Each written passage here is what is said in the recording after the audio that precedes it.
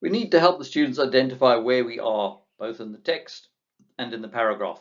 So the first thing I do is I print out a double space copy of the paragraph, so there's plenty of room for students to write or make notes on the written copy of the paragraph. Each sentence is numbered to make it easy for students to follow where we are doing the discussion. So we go through and number each sentence. Then to help students find particular words in the text, we need to give them cues. This is the second cue. So the first cue is the number of the sentence. The second cue is the wh words that Mike refers to. The wh words are the wh words, who, where, what, and words like that.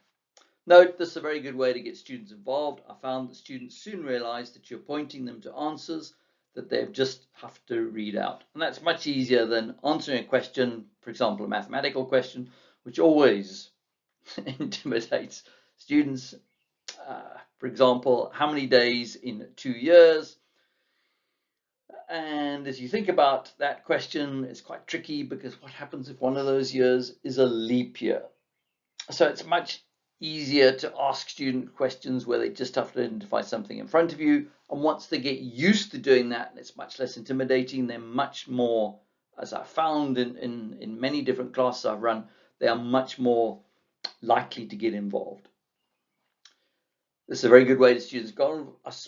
Yeah.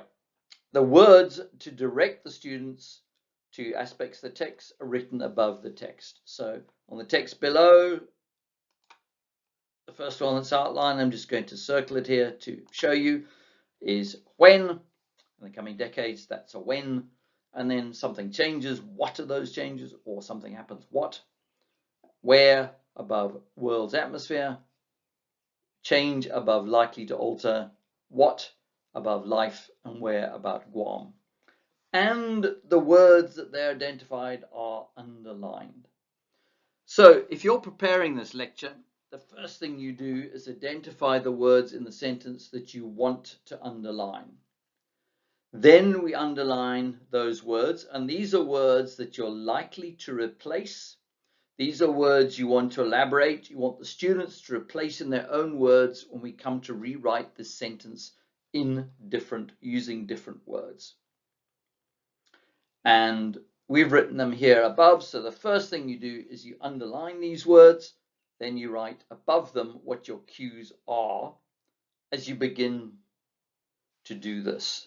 Once you get more used to this exercise and do it a couple of times, I find I just underline the words that I want to talk about, I want to replace, and that's sufficient because I know the cues and I can.